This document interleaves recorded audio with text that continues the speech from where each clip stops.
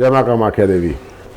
मित्रों, मैं आचार्य सोमनाथ भारद्वाज आपका अपने माँ कामाख्या परिवार में स्वागत करता हूँ और महामाई से आशा करता हूँ कि आप स्वस्थ और समृद्ध होंगे। मित्रों, आपकी जन्म कुंडली के अंदर बृहस्पति किस तरह का आपको योगदान दे रहा है, किस भाव में है जहाँ से आपको अच्छा या बुरा प्रभाव दे रहा है, उसके लिए आज मैं आपको उपाय बताऊंगा। आप अपनी जन्म कुंडली को खुद खोल के देख सकते हैं। उसमें देखिए कि आपका बृहस्पति किस तरह का बैठा हुआ है। तो अगर आपका बृहस्पति पहले भाव में है तो छत्रपति कहलाता है। और छत्रपति बृहस्पति के लिए आप मंदिर में पूजा अर्चना कीजिए, यानी कि आप जितने रोज़ अगर मंदिर जाते हैं तो आपको उचित फल प्राप्त होगा। और आपके अधिष्ट देवता जो हैं विष्णु भगवान, बृहस्पति देव के अधिष्ट देवता ब्रह्मा जी हैं। और ब्राह्मणों की पूजा अर्चना करने से या ब्राह्मणों की सेवा करने से बृहस्पति का उच्च फल प्राप्त होगा। तो पहले भाव से लेकर अगर 12वें भाव तक, यानी पहले भाव के अंदर बृहस्पति है तो वो आपको कैसा फल देता है, दूसरे भाव में बृहस्पति है तो आपको धनवान और धन संचय कर सकता है। लेकिन कहा जाता है कि बृहस्पति जिस घर बैठता है, पहले से लेकर 12वें भाव तक में किसी भी घर में जब बृहस्पति बैठता है तो वह उस घर का भाव को माइनस करता है, प्लस करने की बजाय, यानी उसके प्रभाव को उल्टा कर देता है या नीचे गिरा देता है। तो इसके उपाय के लिए जो है हमें पहले भाव से लेकर 12वें भाव तक के लिए अलग अलग उपाय करने चाहिए, जिससे कि हमें उसका फ़ायदा मिले। दूसरे भाव में बृहस्पति के लिए कभी भी सोने का बेचना आपके लिए दुष्प्रभाव बन सकता है, तो सोना ना बेचें। और धन को उचित मात्रा में संचय करने के लिए पीपल में रोज़ जल चढ़ाएं, इससे आपको उचित फल प्राप्त होगा। और मंदिर में जाके एक देसी घी का दीपक सुबह या शाम को कीजिए, इससे आपको धन के संचय होगी। ध्यान रहे, सोना ना बेचें। तीसरे भाव का बृहस्पति बहुत अच्छा और उत्तम फल देता है, सदा धन की प्राप्ति होती है। इसके लिए आप एक सोने की चैन को अपने गले में धारण कीजिए और मंदिर जाया करें, मंदिर में पूजा अर्चना करें, इससे आपको उचित फल प्राप्त होगा। ब्राह्मणों की सेवा करें, बड़े बूढ़ों का आशीर्वाद लें। चौथे भाव में बृहस्पति हो तो ये बड़ा विचारणीय होता है। इस भाव के अंदर बृहस्पति के आने से आपके सुखों में कमी आ सकती है। गृहस्थ सुख के अंदर भी आपके कमी देखने को मिली गई है या देखी गई है कि वहाँ गृहस्थ आश्रम में भी कुछ ना कुछ गड़बड़ रहती है। चौथे भाव के बृहस्पति के लिए आप ध्यान देने योग्य बात है कि आप घर के अंदर अपने घर में या अपने कमरे में मंदिर की स्थापना ना करें, मूर्ति वगैरह ना खरीदें, नहीं तो आपका बृहस्पति नेगेटिव होगा।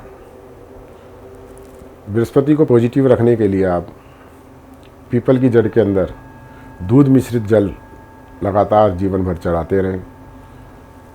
और हो सके तो एक पीले रंग का कपड़े के अंदर सोने का टुकड़ा छोटा बड़ा उसको रख के बांध के अपने पर्स में रखते रहें।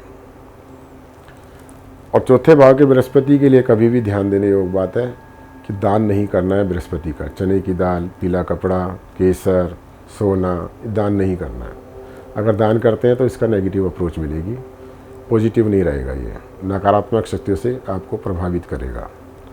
पंचम बृहस्पति विद्या कारक होता है, या तो उच्च विद्या देगा, अगर किसी तरह से नेगेटिव है तो वो आपको पढ़ाई लिखाई के अंदर या बुद्धि के अंदर समृद्ध नहीं बनने देगा।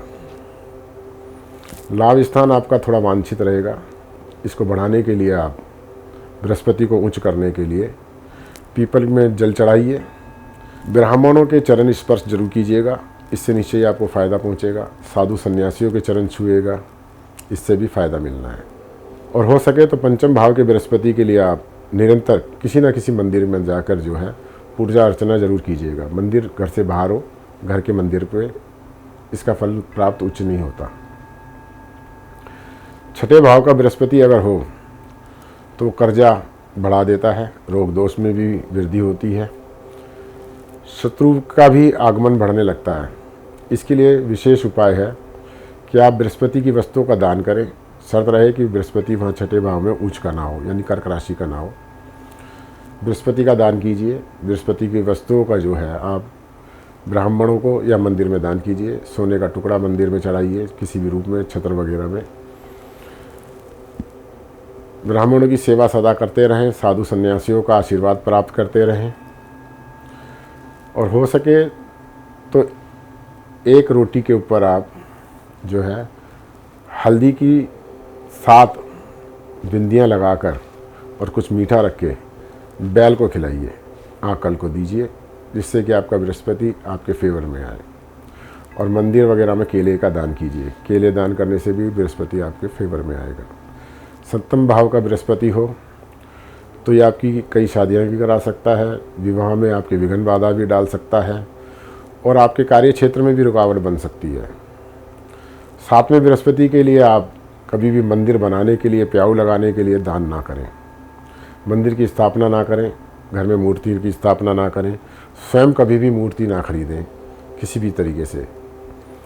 अगर आपने ऐसा किया तो आपके जीवन में बाहरी दुष्प्रभाव का सामना करना पड़ेगा, दरिद्र योग बना देगा। अगर आपकी शादी हुई है तो आपकी पत्नी के साथ आपके संबंधों को बिगाड़ देगा। उपाय करना है, एक सोने का टुकड़ा पीले कपड़े में बांध के आप अपने पर्स में सदा रखें, और प्रत्येक दिन शिवलिंग के ऊपर आप जल चढ़ाइए। हल्दी युक्त जल आप करके जो है शिवलिंग को अर्पित कीजिए, इससे आपको निश्चित फ़ायदा पहुंचेगा। अष्टम बृहस्पति आपके ऊपर जो है आयु प्रभाव डालता है। बहुत ही दुष्प्रभाव अष्टम भाव में पड़ते हैं। अष्टम प्रभाव में बृहस्पति जिनके होते हैं, ज़्यादातर देखा गया कि वो फैट हो जाते हैं, मोटे बहुत हो जाते हैं, चलने फिरने में दिक्कत होती है, और किसी न किसी तरीके से वह किसी ब्राह्मण की या किसी साधु की या पीपल की दोष उनके ऊपर लग जाता है, यानी उनका अपमान कर देते हैं, या पीपल उखाड़ा होता है, जिसकी वजह से उनका फैट इतना बढ़ जाता है कि उनको अपने जीवन यापन में बड़ी दिक्कत होती है। उपाय सरल है और सटीक है। एक पीपल का पेड़ शमशान भूमि में लगाइए, और जब अगर महादशा या अंतरदशा या पत्यंतर दशा हो तो बृहस्पति की इन दशाओं के समय में आप मंदिर से दूर रहें, साधु सन्यासियों से दूर रहें, इनका कभी भी अपमान ना करें। घर में बड़े बुजुर्ग हों, उनकी आप सेवा कीजिए, उनके पैर छूजिए। अगर आपके घर में आपके दादा हैं तो उनके पैर जरूर स्पर्श कीजिएगा। चरण छूने से आपको विशेष लाभ प्राप्त होगा। दादा का सम्मान जरूर कीजिएगा। 9वें घर में बृहस्पति पूजा वाला कहलाता है।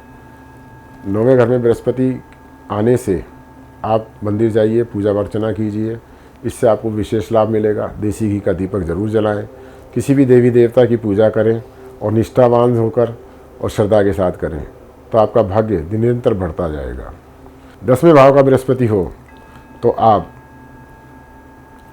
धातु की वस्तुओं का व्यापार करें, किसी भी धातु का, तो बृहस्पति आपको उच्च फल देगा। यहाँ आप अगर सोने का भी व्यापार करते हैं, सोना भी बेचने लगते हैं, तो भी आपको इसका प्रभाव बहुत उच्च फल मिलेगा। तो 10वें भाव में बृहस्पति हो तो आप मंदिर की भी स्थापना ना करें और मंदिर ना जाएं। जीवन भर हो सके तो आप अपने लिए कभी भी मंदिर खरीद के ना लाएं और कोई मूर्ति पूजन ना करें। 10वें भाव के बृहस्पति में आप सोना धारण ना करें, इससे आपके पिता की आयु घटती है और उनकी आयु के ऊपर या उनके जीवन के ऊपर भारी संकट आते हैं। अगर पिता ना हो तो आप सोना धारण कर सकते हैं। 11वें भाव में बृहस्पति खुद अपने घर को प्रभावित करता है, क्योंकि कहा जाता है कि 11वां भाव शनि और बृहस्पति का है। तो 11वें भाव में अगर बृहस्पति है तो लाभ प्राप्त किए जा सकते हैं उससे।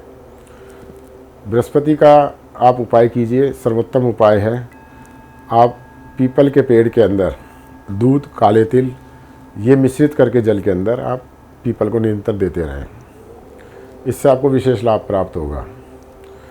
12वें भाव का बृहस्पति बड़ा ही विकट और समस्याएं पैदा कर सकता है। मैंने अपने जीवन काल में देखा है कि जब मैंने कुंडली किसी की देखी है और महादशा या अंतरदशा या पत्यंतर दशा बृहस्पति की 12वें भाव से, या 12वें भाव में बृहस्पति बैठा है और वो महादशा चल रही है, तो ये ऐसे व्यक्ति घोर संकटों से जूझ रहे होते हैं। उनके ऊपर व्यापारिक समस्याएं तो बहुत ज़रूर ज़बरदस्त होती हैं, अगर नौकरी करते हैं तो भी। 12वें घर वाले बृहस्पति के व्यक्ति कभी भी भूल के मंदिर ना खरीदें। अगर महादशा के समय में या अंतरदशा के समय में उन्होंने किसी भी तरह से कोई छोटी बड़ी मूर्ति खरीदी या मंदिर खरीदा तो वो संकटों में घिर जाएंगे। तो फिर से मैं आपको बताता हूँ, चौथे भाव में, 7वें भाव में, 8वें भाव में और 12वें भाव में जब बृहस्पति हो और इनकी महादशा या अंतरदशा चल रही हो तो आप मंदिरों से दूरी बना के रखें। नहीं तो आपके जीवन में उन्हीं भाव के हिसाब से संकट आने लगेंगे। तो 12वें भाव के बृहस्पति के लिए आप निरंतर, जब 16 साल की महादशा होती है, अगर 16 साल की महादशा आपकी शुरू हुई है तो आप निरंतर पीपल में जल चढ़ाते रहें। सबसे छोटा लघु उपाय है कि पीपल में जल चढ़ाना। 1 से लेकर 12 भाव तक अगर बृहस्पति बैठा है और इसके अंदर आपके पर महादशा, अंतरदशा, प्रत्यंतर दशा, जो सूक्ष्म दशा चल रही है, तो आप पीपल को जल दीजिए, क्योंकि पीपल बृहस्पति का कारक है।